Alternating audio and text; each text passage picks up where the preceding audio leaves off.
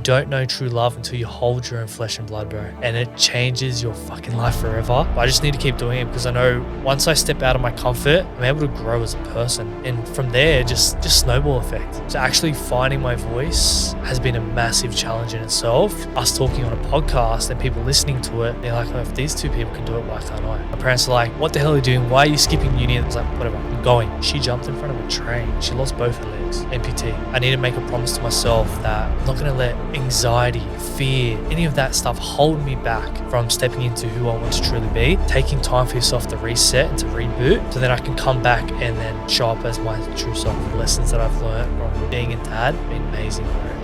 It's the best thing that has ever fucking happened to me, bro. My name is Nick Betar and this is Life, Money and Love.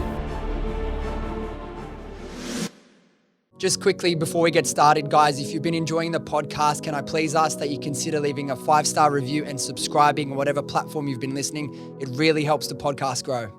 All right, welcome back. For anyone who's watching the clips or watching on YouTube and realizing I've seen this guy wear this outfit a lot on some other podcasts, we literally just went back to back. We've got Nick Betar for the Better Project podcast. We literally finished 5 minutes ago recording my episode on his podcast. So if you're listening and you want to hear me ramble about all the things I've done in my view of life and mental health, go check that out. But Nick, welcome to the podcast, man. You've been podcasting for 3 years.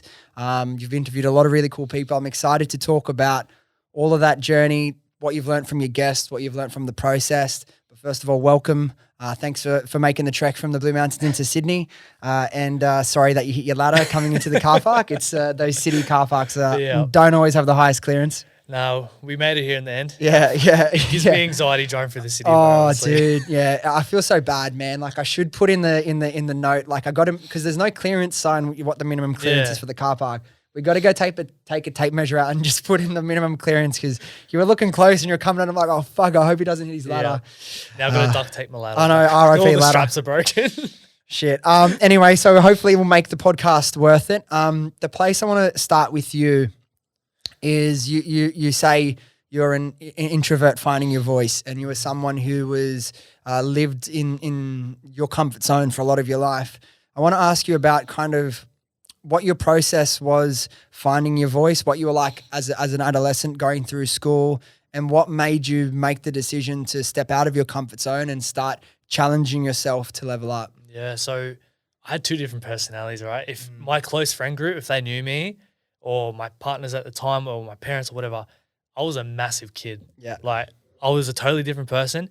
But then if I was in an environment that I wasn't comfortable with, I'd be so shut off, so introvert, so shy, so quiet. So like in school and stuff, I was like that all the time, unless I was with really close friends. Yeah. That impacted me a lot because opportunities would come, especially like with sport and stuff. I was really good at sport. I played semi-professional rugby league, but still growing up, you know, if I had to go to a new team, my mum would have to drive me to training and I'd be so sick in the stomach. I didn't want to get out. I didn't want to go to that new team. And it really held me back from taking opportunities in life because I would say no to things because I was too scared to do it. And I remember this time I had to change schools for year 11, 12 because I was wagging school at my other one. And mum's like, you have to change school. If not, you can't play footy. Yeah. I was like, okay, I'm just going to go to a footy school, all boys. And I was like, wow, what have I done? Yeah. I remember the first day and I woke up with just like crippling anxiety. And to the point where I was just vomiting, sick, like really fatigued, and I didn't want to do it. And mum's like, get in the fucking car. You're going. I'm driving you there. The whole way I was sick. I got out. I walked into school, you know, got introduced to a few people. I felt comfortable then because people came up to me. And even though it was a new environment, I realized that just by stepping out of your comfort zone, you know, we create so many ideas in our head and how it can go wrong, but we never think of how it can go right. Yeah. But you never know until you actually step out of your comfort zone. And that was a really big pivotal moment in my journey. And now I went through year 11 and 12, finished that. And then there was a period where I went on this gap year, but I didn't travel. I didn't do anything. I was just like, I'd wake up early in the morning just to get my like parents off my back. Oh, he's getting up. He's going to do something. They'd go to work or do work. And I'll go back to sleep. And I just waste my day away for 2 years. Yeah. All I did was like go to footy training. Yeah. Didn't even have a job. Was this after school? Yeah, after school. Because I didn't know what I wanted to do. I didn't do an ATAR because I hated school, didn't care about it. Yeah. So I didn't do ATAR, but I was like, what am I going to do? And I was always interested in, sport because I have a sporting background. I wanted to do, training, strength and conditioning, all that kind of stuff. And I remember going to my physiotherapist because I had a injury at the time, and he goes, why don't you become a strength and conditioning coach? Yeah. I was like, oh, okay, what do I have to do that? And he's like, you got to go to uni. I was like, fucking hell, I don't have an ATAR. How am I going to do this? Yeah. So I had to do a year of TAFE. Yeah. And I'm grateful enough because that's where I met my partner actually at TAFE. Wow. Been together like 7 years now, have a daughter. So grateful for that. Then I got into uni. I hated it, bro. As you would know, like it's just not for some people, honestly. Yeah. And especially going there to do a sporting degree, you think it's all going to be like prac and doing stuff. Yeah. It's so much theory. I'm like, I don't fucking care, honestly. Yeah. And a year and a half in, I started following Gary Vee. I'm like, who was this American guy? Pops up on my social media. He came to Sydney, a Success Resource event, and something in me, I was just like, I need to buy this ticket to this event, go to it. I don't know what to expect. My parents are like, what the hell are you doing? Why are you skipping uni? They're just going to try and sell you stuff. I was like, whatever, I'm going. I remember sitting in the crowd, looking around, and the impact that Gary had not only on myself, but everyone around him, the way he could captivate a crowd, I was like, why can't I do this? Straight away, self-doubt kicks in. You can't do this. You can't even talk to people. You can't, you're an introvert, you're shy. But I was like, you know what? If I want to have an impact in this life, if I want to live life with no regrets and achieve the things that I want to achieve, I need to make a promise to myself that I'm not going to let anxiety, fear, any of that stuff hold me back from stepping into who I want to truly be. The next week, I dropped out of uni. I was like, dropping out, going to go work in my family business. Now, that's not my passion. I remember growing up, I was like, I'm never going to work in this business. I hate it because it's air conditioning, right? Got to crawl for roofs, all that shit, like trade stuff. I hated it. Didn't want a part of it. Somehow I ended there. I was like, okay, if it means money, because I had no money at the time, I had no job, money to buy my first camera, and I bought one of these, Canon M50s, bought one of those, started vlogging, and then Gary Vee pops up, everyone needs to have a podcast. And I'm like, what is a podcast? I didn't even listen to podcasts. Yeah, you didn't even know what a podcast was. And I just went to JB Hi-Fi, bought one of their USB microphones, plugged it into my crappy laptop. And I remember recording my first episode. It was like an intro episode, 3 minutes long. Took me over an hour to record. Yeah. Because I was like, oh, this has to be perfect. I kept stuttering, muttering, all that stuff. But there was something in me that's like, I just need to keep going with it. I don't know why, but I just need to keep doing it because I know once I step out of my comfort, I'm able to grow as a person. And from there, just snowball effect. Talking to everyone and anyone. And that first year, it got to a point where I was planning, recording, editing 3 episodes per week. That caused the burnout. I was like, I can't do this. And it made me lose the love for it. And it actually brought on so much anxiety because I had so much to do, because I put so much effort into it, but I wasn't really getting the results in the beginning. Yeah. And so many people drop off at that point. I was like, you know what? Just keep going. Just keep going. And the one thing I realized was along that journey of talking to all these people, they all struggled with mental health in some way. They've all had obstacles, adversities in their life. And I was like, why are people not talking about it? And I could relate to myself because growing up, I bottled all my emotions up. I didn't feel comfortable expressing them. And I was like, why? Why can't I do that? I took the podcast in that direction. I was like, all right, I'm going to start spreading awareness around mental health, because if we all have it, why can't we talk about it, right? Started doing that.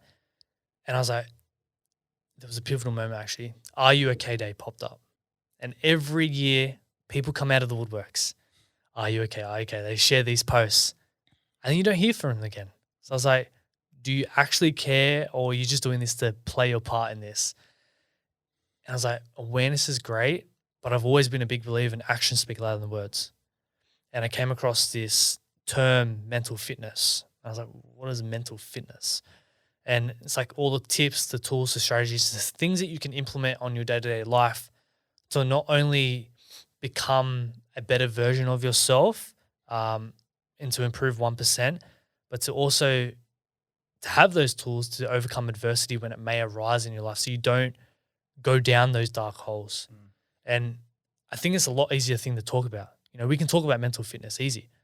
As soon as you bring up mental health, depression, anxiety, suicide, but in reality, that's actually mental illness. We've switched up the terminologies and we've made mental health such a bad thing. But in reality, we all have mental health, bro. But even mental illness isn't a bad thing. We all go through phases of feeling down and depressed. And even that, like, we should just be able to say, fuck it, I feel like shit today. Definitely. I've been feeling down for a couple of months, you know, bro. What do you think I should do? Like, if we're just open enough to talk about it, then that's a really good start. And because even look where I'm late 20s, I assume like mid to late 25. Yeah, 25.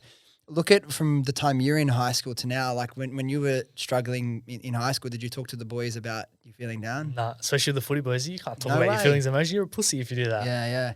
And you see, I really I like the way the movement's going. You follow footy, yeah? Like, did you see how Tigers have been getting smashed lately? Yeah, they're my team. Oh, they're your team. So you would have seen this, bro. I'll go for Bulldogs, so not too much better. But Farmu Brown, did you see his post? He's like, damn, this today made me really realize how difficult footy is, not physically but mentally, because they're getting so much hate and abuse. And I think it's like about time that people with these platforms, and especially like blokey guys and footy players and tradies, start talking about mental health, because everyone, but in particularly these guys that don't get to talk about it, and it builds up, and all this pent up like angst builds up, and it becomes even worse. And I was listening to a podcast recently, I can't remember whose it was, and they made a really good point and saying like the mental health journey isn't any more, or spreading awareness and talking about it isn't any more important for males than females. But the thing is, built into the way females interact is from school years, they talk to their girlfriends about how they're feeling, how their day's been, what's bothering them, what's on their mind. That's just a part of what they talk about. Guys do not talk about that at all. And there was a study done, and they interviewed like a bunch of women, and they said, how would you feel if you went 1 week or 1 month without talking to one of your girlfriends about how you're feeling emotionally? They go, 1 week, that would be hell. Like, I don't go a day without doing it. Yeah. And then they said, now imagine going your entire life without doing that. And that's what a lot of guys are going through. And that's why like the suicide rates in middle-aged men are so high. Look at Paul Green. Yep. No one saw that coming around him. Like, there was a couple of his friends that said, yeah, kind of had a feeling he was struggling, but his family, the people closest to him, were so shocked. It's because we're not talking about it enough. And that's why podcasts about mental health are so important. My question is, one of the big things you talk about is breaking down the stigma about mental health, mental fitness, whatever you want to call it. And you're a man of action. You say, what can we do as a society to actively break down that stigma? I think it starts with the individual as well, being self-aware of where you're at in this life. And we were speaking before about meaning, purpose, passion. If we can discover that, I think that's a big step in preventing it.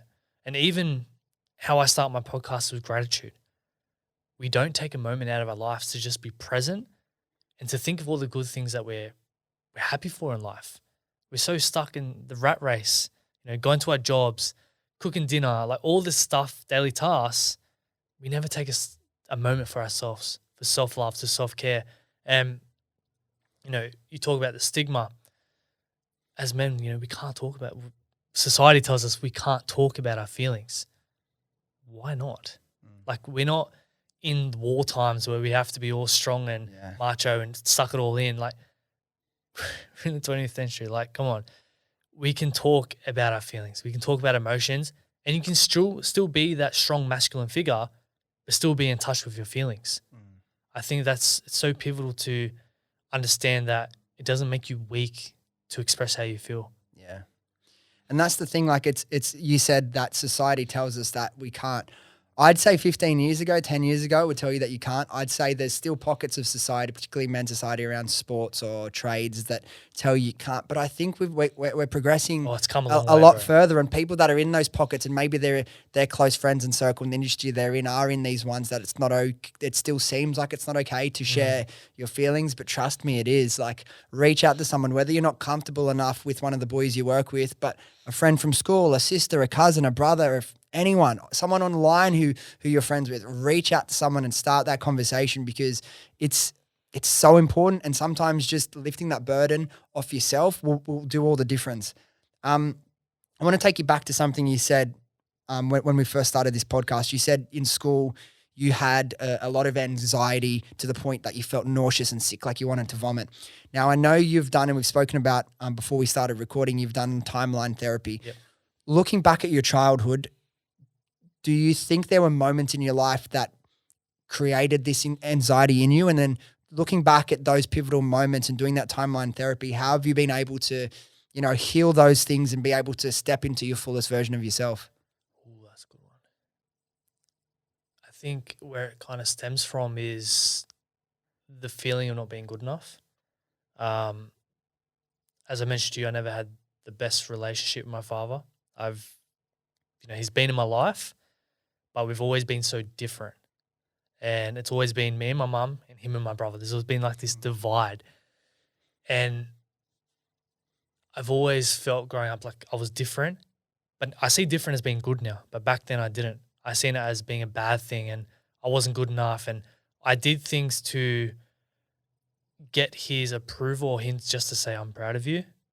And when it came to, I mentioned before, bottling up my emotions, because I seen a lot of anger, a lot of violence growing up, like not extremes, but I seen it enough to impact me on the level of, okay, I'm going to bottle up my emotions now and not express truly what I want to express. And even the other week when I mentioned to you, like I got triggered, that was from an argument that I had, and seeing someone upset triggered me because it brought back memories from when I was a child, seeing my mum upset. And then in return, that made me angry and turn into my father. And then I got angry at myself because fuck, I don't want to be this person. But then it allowed me to realize like I have a bad relationship with the emotion anger. And that is something that I should probably start to work on, because we should have a good relationship with all the emotions in our life. They're not negative and they're not positive. Like some may be better than others, but we should be able to express anger in a healthy way, not in a way of violence. Yeah. But like even a simple thing is yelling into your pillow, like that can release all the anger that you need, and you can feel like a better person after that. So yeah, I think that's a big point of where it stemmed from. I've just had a lot of realizations now. Fuck. And have you yet, as the man you've become today and you're moving forward with the journey, have you yet, or do you think you'll ever have a conversation with your father about how you feel and how you felt growing up? That's a tough one, bro. Like, that is actually something that I'm wanting to work on, but it's so fucking hard, bro. Dude, yeah. Because I see him as anger, violence. Every time I have ever tried to have a conversation, it's kind of turned into that, which makes me go into my shell and shut off, and I go like fight or flight mode. So then I never express how I actually feel. Yeah. So that's definitely something that I want to work on, but it's also understanding and having empathy for him, and realizing that like he's not this bad person, but he's doing the best with what he knows. Yeah. He has his own childhood traumas and issues. Like he has a bad relationship with his father, which was actual like physical abuse and stuff like that. So that is stuff that he hasn't worked through. So he doesn't know any different. Yeah. He's just doing the best with what he knows. So I can't be so angry in him with that regard, but I also need to understand like that also affected me. Yeah. I need to go on my own path, which is what I'm doing, like moving out of home, all these things in my life to create and go onto my own path. And no doubt the time will come where hopefully we can have that relationship where we can open up and talk. But right now, I'm just in a period in my life where I need to focus on me. Of course. Because if you're if you can lead a horse to water, but you can't force it to drink, right?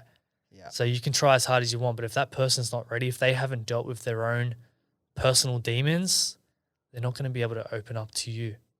So that's a journey within itself. And have you identified, as you said, you've got a 7-month-old daughter, Mm. you're starting your journey with your family, could be more kids one day, maybe even a son. Have you identified that it's up to you to break that cycle? Like, Definitely, mm, definitely. The way I see my parents and their relationship, I was like, I never want that for my relationship. I never want that for my children. So in a way, I'm super grateful that I've gone through all that because it's made me realize that's not what I want. yeah. Sometimes a bad example can be a good example of what you don't want to become. And looking at that as a way to inspire you to really, because you know the consequences of going down this path or behaving in this way in certain situations. But like you said, we can't judge them too hard because like we were talking about just before about the mental health thing, times are very different now to when our parents are our age, and everyone has very different life experiences. And you know, like let's just say 2-3 years, you're ready to have that conversation. There's no guarantee he'll be even open to having that conversation. Did you feel like sport was one of the ways that you did bond with your dad when you were a kid, or? Yeah, yes and no. In some regards, in a negative way, because I did. So he grew up in a fighting background, Yeah. martial arts, Thai, Muay Thai. So I signed up to Taekwondo to make him proud of me, Yeah. right? I hated it. I dropped out. I stopped doing it after a year. And he was always about fighting and he wanted to get the gloves out and do boxing. And I was never about that life, man. I'm a lover, not a fighter. But then I went into rugby league and he never really grew up playing footy. Yeah. Like he played, but back in that era, it was punch-ons and stuff. It wasn't actually playing footy. So that's the only reason he kind of played for that aspect of it. So like he came to my games, he watched me, he supported me. I don't feel like we bonded over that. It was my mum, bro. She was my number one supporter, eh? At every game, the crazy lady on the sideline yelling and screaming. I was like, shut up, mum, shut up. Yeah. So yeah, I think I bonded a lot more with my mum when it came to sport. Tell me about what your relationship with your mum means to you. It means everything, bro. It's the woman that gave birth to me. And it has been hard. Obviously, the dynamic within my family and my dad and stuff. But I always know that she's always going to, like, everyone's going to be there for me, but my mum's always going to be there. And she's going to be my number one supporter. And, like, even though I have a partner and a daughter now, like, my mum's always going to fucking be Mum's there. always your mum, you know? Yeah. No matter how big or how old we get, like, there's a part of you that's always going to be a mummy's boy, eh? Mm-hmm. Yeah. And with timeline therapy, I've heard about it, but I've never, as I said before, I don't know what it is, how it works. What's involved in timeline therapy when you do one of these courses like you did? So I went to a event and the way it kind of went down was they ask you certain questions and it was a men's event and the emotion was anger, right? We had to go back in our timeline and where did we first experience anger? That was hard for me because I was like, I've experienced this a lot within my life, but where did it start? But it brought up so many memories, right? Like even one where I remember going to a footy game. My parents were driving me to a footy game. They had an argument and like my dad jumped out of the car and had the shits. And I was like, and like that triggered me. I was like, I don't want to play. I don't want to play. Like I was so emotional that day. And it brought back memories like that. I was like, where has that been hiding? Yeah. So like they ask you questions to go back to identify certain periods within your life. Where did it start? And it just goes through the years of where else have you experienced those emotions or those experiences? And then, at the end, identifying them and being self-aware. Okay, how has that made me the person that I am today? Because you can't work on yourself. You can't do the personal development if you don't know where to start. You got to identify these areas within your life. So it goes a lot deeper than that. But yeah, I definitely recommend everyone kind of go do it. That's why it's important because you need to set a solid foundation because if you're building blocks and blocks and blocks on top of a shaky foundation, one little trigger and it can all come crumbling down. So it's really important. You've obviously gone on that journey. You've been podcasting for 3 years and gone deep on personal development. Where were you in life and what were you feeling emotionally before you started the podcast? I didn't have a meaning, Didn't have a purpose. As I said, I was getting up early to make my parents happy and then going back to sleep and wasting my fucking days away. And I just like the dream was to play NRL. my whole life was surrounded footy. That's all I wanted to do. Train, play, eat for it, train, all that Yeah. stuff. COVID hit, and that was a big realization that there's so much more to life than sport. Sport plays a massive part, but take rugby league, for example. That's just on the east coast of Australia. There's a massive world out there, right? Which really then made me want to double down on the podcast because I'm able to network, I'm able to connect with so many people like yourself that I wouldn't have had the opportunity to if I didn't even start this thing. So yeah, it's been a massive journey, bro. And with footy and sport in general, what role do you think that played in your life?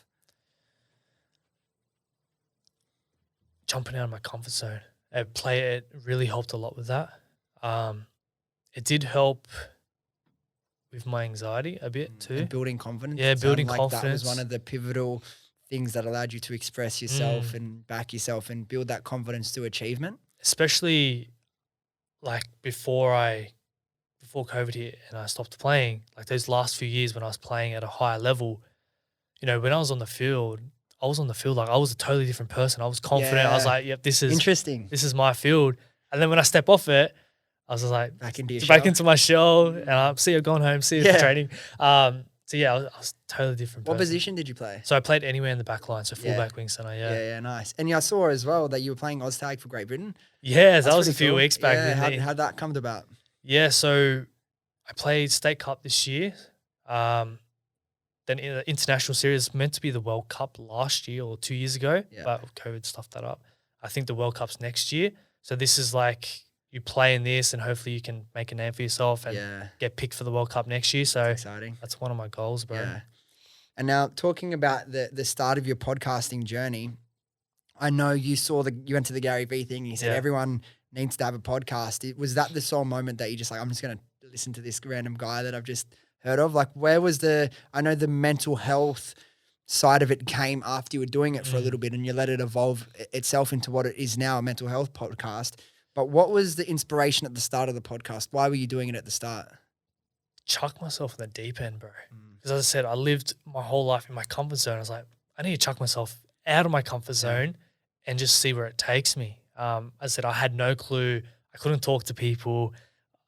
My first 20, 50 episodes were shocking. Yeah. And I remember there was a period where I actually had a pretty big guest on early on. I'm not sure if you heard of him, Isaac John. Mike ATR. Nice project. Yeah. So I had him on really early on in my podcasting journey. And I remember jumping on and I was so nervous. And especially as a footy player, you'd be like, fuck. Yeah. You know? And he goes, bro, just relax. Yeah. I'm like, fuck. Looking back on it now, the podcast was terrible, right? Yeah. But off the back of it, the amount of confidence I grew just by being able to talk to someone at that level, I was just like, whoa. And that projected me so far. And I remember last year I had him back on the podcast for the second time and he goes, bro, this is a totally different vibe. You have grown so much. And it's like, wow. People underestimate how much growth you can have in a small period of time. Yeah. You just got to work hard and put in the reps. Yeah, those YKTR fellas are good blokes. Like they stand for something positive. Like I vibe with them. Like these two boys here are pretty big into them. One of the questions I want to ask is like, that could be one. It sounds like a pivotal moment, but what are some episodes or highlights that stand out from your, almost 200 episodes you've recorded now? Oh God, that's a lot. Pivotal moments. I think, there was this one where this girl struggled a lot with her mental health and to the point where she jumped in front of a train and she lost both her legs, amputee. And that was the first moment in my podcasting career where I realized I could hold space for someone and I could allow them to fully open up. Like she got mad emotional sharing her story and stuff. It was the first time she did it and I was like, whoa, this is such a good feeling, being able to hold space for this person, to allow them to feel comfortable enough to share their story and be vulnerable. And I was like, I want to keep doing this. I really want to do it because I know the impact that has not only on her by sharing her story, but the people that also listen to it as well. Because, I'm a big believer in vulnerability breeds vulnerability. So by us talking on a podcast and people listening to it, they're like, oh, if these two people can do it, why can't I? Yeah. And that's why I think it's so good that there's so many podcasts and people that are using their platform to just start opening the conversation, man. You spoke about holding space. It's something you talk quite a bit about, the importance of holding space. What does holding space for someone mean, and why is it so important, particularly with men's mental health? Holding space is essentially listening without judgment, eh? Being able to sit in a room with someone, listen to them express how they feel, but not judging them for how they feel. And also not always shoving solutions down their throat. Because as men, we're action takers. We like to give solutions. And this is a big thing when it comes to relationships, right? Women just sometimes want to vent. They just want to share their feelings. Yeah. They don't want solutions from us. Same goes when men are opening up too. Like sometimes they may want solutions, but sometimes it's best just to listen and hear what they have to say. Because maybe that's what they need to do, is just to open up and to express. But before that conversation's had, the person that's wanting to express how they feel as well should also ask permission. Go, okay, am I able to express how I feel? Because if you just unleash all your feelings and emotions onto someone, they're going to be like, oh, fuck, like, what is happening here? I don't know how to handle it. I'm not prepared for this. Ask for permission first. And then also the listener, be like, okay, do you want me just to listen, or do you want me to also give solutions? I think that is so pivotal into being able to hold space. I think that's something that I wish you told me a couple of years ago. For me, I that was definitely something I had to learn, and I learned pretty quickly, like with my current relationship, is like, because a lot of the time I was single for a long period of time before I met my current partner, just because I was so focused on my own journey and everything, which meant a lot of the times when people came to me with a problem or to talk, it was always wanting advice or a solution. So I was in the habit of, if someone wanted to talk to me about something, I would just go straight to this XYZ different solutions. Took it into your relationship. Yeah, but it's just like sometimes it's not even, you don't even need to do it. You know what I mean? It's just sometimes people just want to be heard, and that's enough. And like that adjustment for me was like, oh, okay, well, I don't need to be always thinking of all these things. Sometimes just letting people feel heard is the best gift that you can give them. Definitely, bro. Just be present with that person and let them know that you're truly there for them. Yeah. There's something else I wanted to ask you. Recently, with your podcasting journey, you took a little bit of a break to refocus on the purpose of the podcast, what your goals were, what's this podcast about, what do you want to achieve? I want to ask you about your experience with that, but why I think it was such a smart move to do is, like I was saying on the podcast we just recorded, at times in life we can get so caught up with and obsessed with activity. And like you said, you're a man of activity, actions speak louder than words. I agree, but sometimes we get so into being busy. The thought of even taking on anything else isn't realistic. But at times, I know I've caught myself, and I know people can relate to this.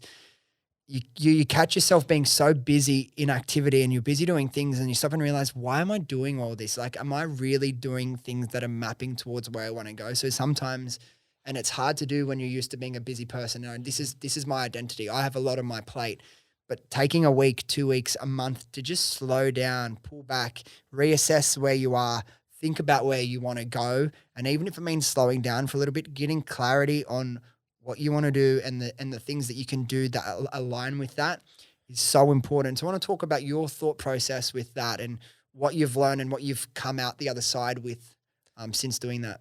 It was pivotal, bro. It was so needed. I remember talking to a mentor, and I was like, I have so many ideas. I want to do so many things. And he's like, bro, you're too in the podcast. You're too busy planning, editing, recording. You need to take a step back. And just like business, you want to work on the business, not so much in it. Yeah. It's like, you need to take a little break just to reconnect with yourself, find yourself, and actually discover, like, where do you want to take this? Because as you said, we get so caught up in the day-to-day practices that we actually lose sight of our vision. And sometimes our visions change along the way, but we're not self-aware to pick up on it because we're just so in the zone. So I took that period off, and as I said, it was about mental health, and it still is about mental health. But now it's moving into the space of mental fitness and being preventative, not only spreading awareness, and helping people really step into their inner truth, build that mental fitness, and build that connection within the mind, body, the spirit. Because as a society, we're so disconnected, but in ourselves, it's all connected. There's no separate entity. You know, if you go to the gym, you're building mental resilience as well because you're pushing through, you're pushing your barriers. And you're doing meditation as well. Like it's all connected. And I was like, this is the direction I want to take the podcast. I want to talk to people like yourself and have them on to not only, you know, share their trials and tribulations and what they've overcome in life, but also help people in a preventative way of stepping into their true self. So what did you get out of that break? What are your goals for the podcast now that you've had time to reassess? You spoke about you want to be proactive and talk about that, but where do you want to take the podcast? What's your vision for this? Yeah, so I see the podcast as like just top of the funnel, right? That's where I'm going to bring my audience in. And off the back of that, I want to build workshops, go into schools, like do all that stuff, get to people at a young age and be very preventative there, give them the tools, the tips, all that stuff that they can implement to prevent them hopefully not going down the, you know, the dark path of mental illness and depression and stuff. Like take anxiety, for example. My whole life I thought anxiety was bad. Anxiety isn't bad. It's just a sign of something that you need to go towards. And once I flip that perspective on anxiety is actually a good thing, I'm going towards it every time. And I remember listening to a podcast where they were comparing anxiety and excitement. On a physiological level, we have the same symptoms, you know, sweaty palms, jittery, all that stuff. Yeah. But it's up here in the head that we either determine if it's excitement or anxiety. So anytime you feel anxious, you're probably feeling excited as well. Yeah. And yes, you may be a bit scared, you may be in a new environment, but that's exciting because that means growth. Yeah. And it all links back to, like we were talking about before, stepping out of your comfort zone, because all growth is you do not grow when you're sticking inside of your comfort zone. So that's a really good thing to remember whenever you're feeling that anxiety for a decision or a path to take or a project to work on or a person to go and see. If there's anxiety there, like our reflexes can be to run away from that. But it's interesting you say one of the biggest things that helped you transform your life was identifying those things that are making you anxious and heading towards them. And then once you've headed towards these things that make you anxious, what happens next? You gotta use that anxiety as confidence, bro. Use that as an energy source to propel you forward. And whether that may be for me, like say going on the footy field and playing a game, and I'm so anxious, but I'm also excited to go out there and hopefully score 3 tries. You know what I mean? Yeah. And win that game. That's excitement. You just got to go out there and you got to face it, bro. And once you face these things that are making you anxious, does it get easier? Definitely, bro. Just like podcasting journey, the more repetitions you put in, the easier it gets. From episode 1 to now, whatever I'm at, nearly 200. Yeah. It's gotten a lot easier. Like I can sit here and have a conversation with you. From episode 50 and below, I'd be stuttering and fucking so anxious. Yeah. But repetition, bro. And that's something I'm really like, I've got a lot of admiration for the journey you've been on, and a lot of respect for you stepping outside of your comfort zone. Like I know myself, doing the first few podcast episodes, I am the opposite. I've always been an extrovert. I've always loved weirdly public speaking and being like the center of attention at times, whether it be acting or, you know, debating or whatever that may be. But even for me, I know I was a little bit nervous going into these conversations. You're like, fuck, I don't want to fuck this up. But as someone that's completely had to flip their perspective on this and step outside of the comfort zone, I want to obviously congratulate you on that and saying there's a lot of people that if you are nervous about something, anxious about something, there is so much value in stepping into that and leaning into that, right? Definitely, bro. As I said, use it as an energy source to propel you forward. Don't let it hold you back. There's something else that I want to ask you about, and it's related to your podcast and your podcasting journey. I want to speak to you about gratitude. Yep. It's a massive part of what you do. Obviously, we spoke a lot about gratitude on our podcast we just recorded for Betar Project. But tell me the role gratitude has in your life, and then I want to ask about the whole gratitude club or gratitude project that you've club. built. Yeah. So that all started when I was laying in bed with COVID, nearly dying. And I was like, okay, I may be pretty fucked up at the moment. Yeah. But what am I grateful for? And I had this amazing community of people and we're all messaging each other like individually. I was like, what if I can create a group where we can all share our gratitudes there and create this awesome positive community that's all supporting each other. And I was like, all right, I'm just going to start it. Yeah. And I think we're nearly at 200 days. Wow. Yeah, it's been a crazy journey. And so what happens what do you do in the group chat? Yeah, so every day you post 3 things that you're grateful for.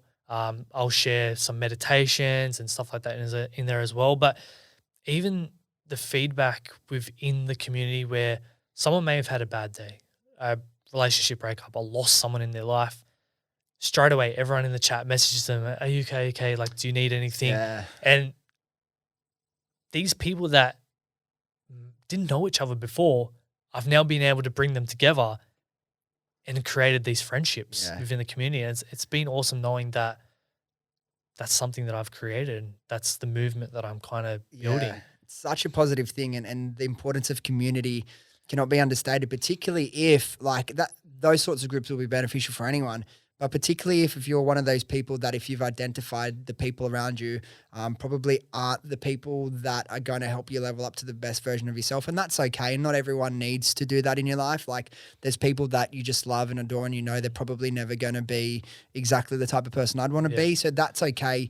Some people might tell you to cut them out if you feel like that's the best thing. But or if you're a trader and you don't have people that you can speak to about, you know, the things that are on your mind, finding groups like this that allow that hold space for you, like you say, and can be that little glimmer of positivity in your life, or just someone who, sure, you have a lot of friends who you might be able to talk to about mental health or gratitude or speak to those other things about, but sometimes it's easier with a group of strangers. Yeah. You know what I mean? Opening up to strangers sometimes is easier than people closest to them. I've felt that so much, bro, because like there's no judgment. Like, Yeah. and even if there is, like, you don't know the You don't person. care, whatever. You I'm don't on care. my way after this. Yeah, So yeah. I actually feel more comfortable opening up with strangers, which is, I guess, normal. Yeah, yeah.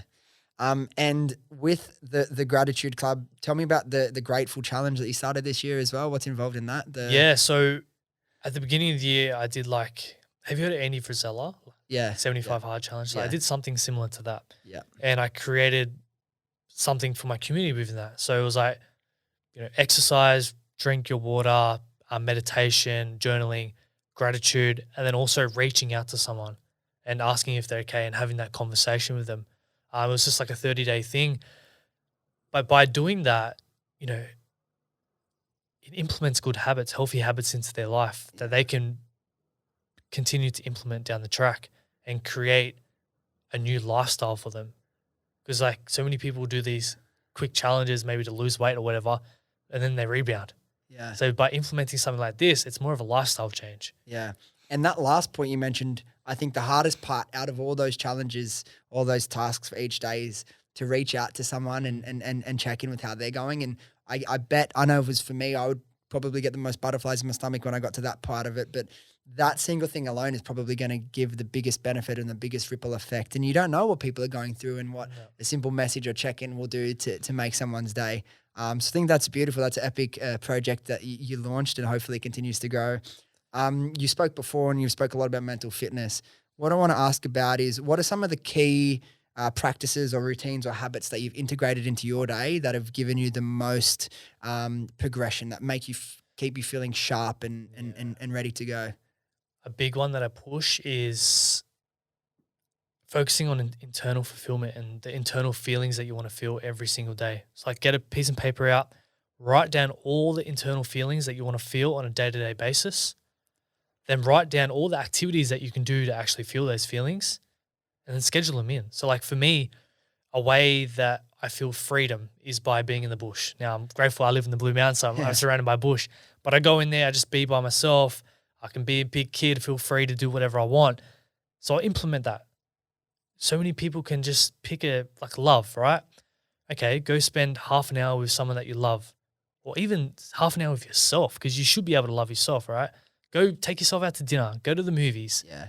Implement that into your life, because if you continue to feel those feelings that you want to feel, you're going to be so much more fulfilled, and anything external is just going to be the cherry on top. Yeah. And dude, that's a really good point as well. Like whether you're in a relationship or you're single, particularly if you're single, and I know a lot of people that are single are looking for someone else, but I think the importance of solo dates is so important. You need to be able to go out to dinner by yourself, go to a movie by yourself, no judgment, and just enjoy your own company and your own time. I did that so much, man, living in Newtown. Like I have a lot of friends around me, but like sometimes I was more excited just to have a night to myself. And a lot of people struggle to do that and enjoy their own space. So challenging yourself to have those experiences where you're just there to share the time with yourself and create that level of enjoyment and fulfillment when you're alone is going to set you up to have a much more happy relationship when you do find the right person. Just be present with yourself. Like, we're so on our phones, we're working, we have earphones in, like we're never actually just being present with ourselves. We're always doing something.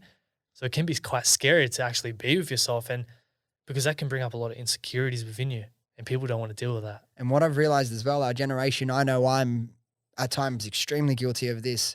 We now, because we have technology in the palm of our hands, like I know I have so many podcasts I want to listen to that I don't get a chance to because the time's limited. And like I've noticed, like I'll be downstairs making a coffee. If I want to go upstairs and go to the bathroom, wash my hands, I'm going to be 2 minutes. I'm like, oh, put in a podcast because like, I'm not going to waste this time.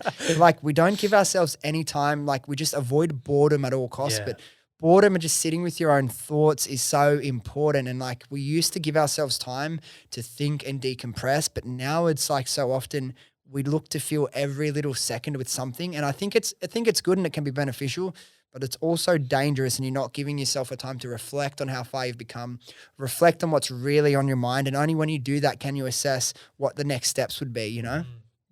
It floods your brain consuming so much content. Yeah.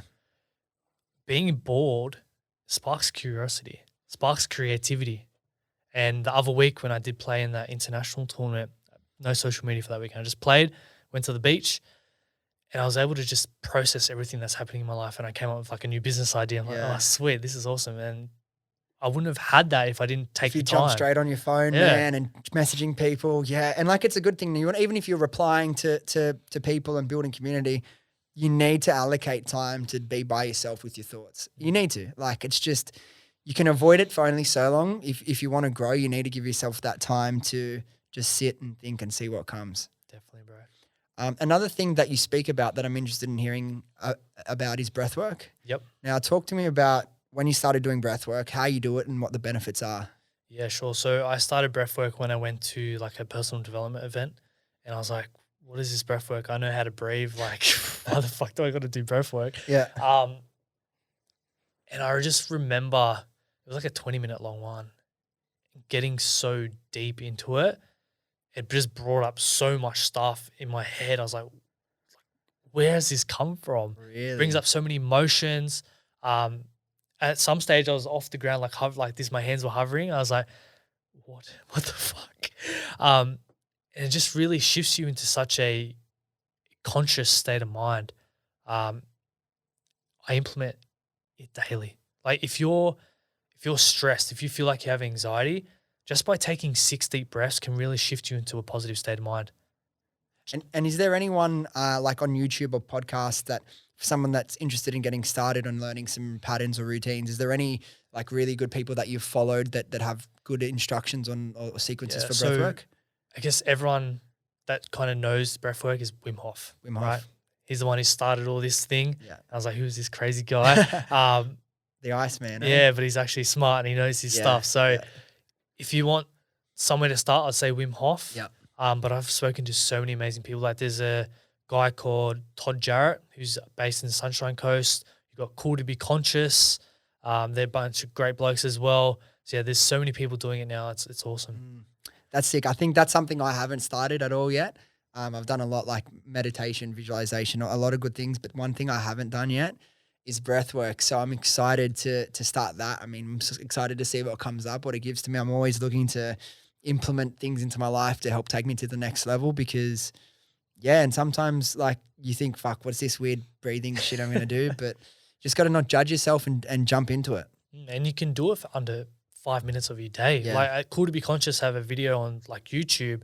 It's just a 5-minute breath work. Yeah. It's like 20 deep breaths, then a breath hold, 20 deep breaths, and a breath hold. Yeah. And you feel so good. And Changes your state. And it's only taken 5 minutes. Yeah. Like surely you have 5 minutes in your day to do this, right? Yeah. Yeah. And when do you generally do it? In the mornings, afternoons? So I do it in the mornings if I can. But what I've been doing lately is when I have my cold shower at nighttime, I do it in there as well to pass the time. So I'm not thinking of the cold. So that's helped a lot as well. Like the mixture of the breath and the cold, I just come out of the shower feeling like a new person, bro. It's awesome. One of the questions I wanted to ask you now, you mentioned you're working in the family business, obviously, to earn the cash to give you the freedom to Yep. chase your passions and your podcast and build everything you want to build. My question is, you may have a long day at work and then you come home and you've got so many things you need to do for the podcast. You might even have an episode you're recording for the podcast. My question is, how do you generate motivation when you're not really feeling like doing the work? Comes down to discipline, bro. And also your why. You got to come back to like, why do you actually do this? Because I get home from work sometimes and I do have a podcast Yeah. and I only have an hour break between work and podcast. And I was like, holy fuck. Like, Yeah. how am I going to mentally prepare myself for this? Yeah. Sometimes I'll do like a 10-minute power nap Yeah. just to kind of reset. I'll do some breath work. I'll even jump in the cold shower if I have to. You just got to turn up and you just got to come back to, okay, why did I actually start this? Why am I continuing to do this?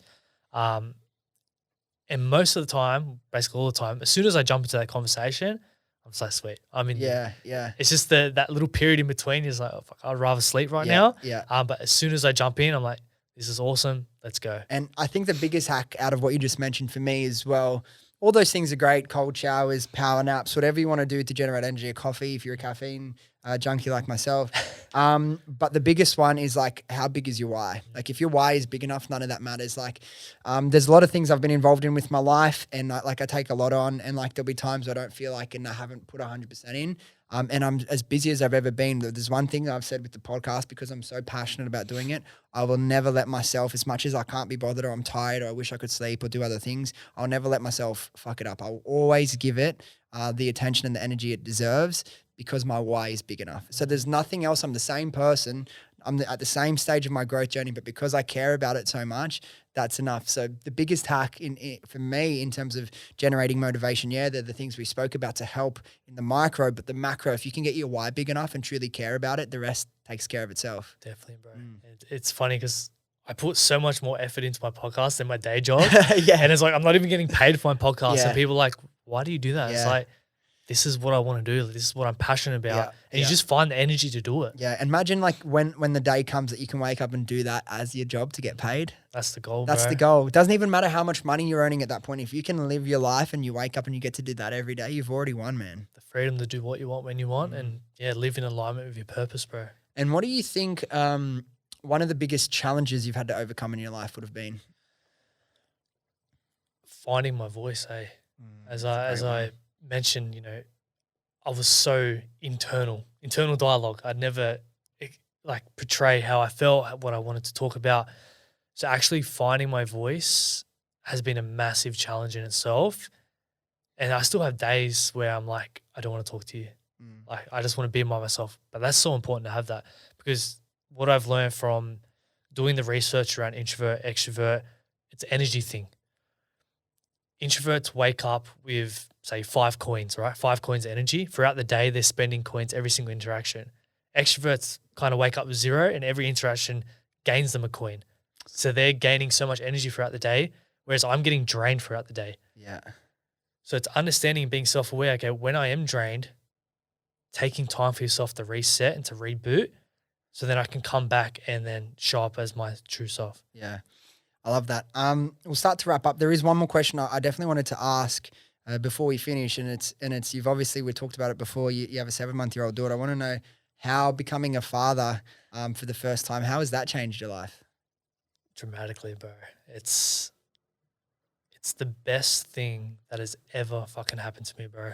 And I remember when I found out, I was like, fuck, my life is over. What the fuck? How am I going to do my podcast? How am I going to do this? Yeah. And I remember like some nights I'd go into the bush and just sit there and just think about life. I'm like, what am I doing? You don't know true love until you hold your own flesh and blood, bro. And it changes your fucking life forever. Even when they wake you up at 3 a.m. in the morning, you walk in there and she has the biggest smile on her face. It's like, you cannot be angry at that. Yeah. And they tell you like you're meant to teach your children so much. Your children teach you so much. It's so powerful. The lessons that I've learned from being a dad has been amazing, bro. Yeah. And that's the thing I'm really fascinated about. Because you think like, okay, having a child, how is that going to help me achieve taking my podcast to the heights I want to take it? Because it's obviously a lot of attention, a lot of your time goes there, but it's funny how these things work. Going through that journey and being a father and how you have to show up and what that gives to you, even though it is taking up a lot of your time, attention, energy, and money, it's developing you as a person in a way that you can never get without doing something that big, right? Definitely. And you have to set your priorities. Yes, your podcast or business may be a really high priority at you, but do not neglect your family. Because coming back, I went to a couples workshop 2 years ago now, and the exercise was write down your goals. Me being me, I was like, write down all my personal goals. Yeah. The facilitator comes over and he goes, what are you doing? This is meant to be relationship goals. Yeah. And I go, oh, fuck. And he goes, it's all good to have your personal goals. Awesome. Have those aspirations. Yeah. But what's the point in achieving your goals if you achieve them and you've got no one there to celebrate with? If your family's left, your partner's left you because you've pushed her away, and you have a kid and she's taken the kid away, is it really worth it? At what cost is it worth it? And you got to really set your priorities. And that really shifted my mindset. It's like, okay, cool, have these goals, but my family come first. Yeah. I love that, man. It's interesting balance as well, because like for me, it was really important to find someone that understands who I am and what I want to achieve and doesn't love me in spite of that, loves me because of that. Yeah. So I think that's a big thing as well. But man, I'm sure everyone says the same thing once you have a kid. I've got mates that were from martial arts that are, bro, it was there every single night doing double lessons. Oh, bro, when I have a kid, I'm still coming to training every night. I'm never missing. Man, I've never seen that guy have more days off ever. It softens even the toughest of guys, man. So one day I'll be very excited when that happens. But I just wanted to say, thanks for coming on, man. Keep spreading your message about mental health, because I think it's so important, and building your community. You're going to do like great things and have an impact on people's lives. So thanks again for coming for Sydney. We'll go sort out your ladder and we'll send you off on the way home. So thanks again, man. Thank you, bro. Super grateful for the opportunity. Cheers, bro. All right, guys, thank you so much for listening. If you enjoyed this episode or you got something out of it, do yourself a favor, do me a favor, do your friends a favor and share this with them, and they can come along on this journey with us. Thanks again, and I'll see you next time.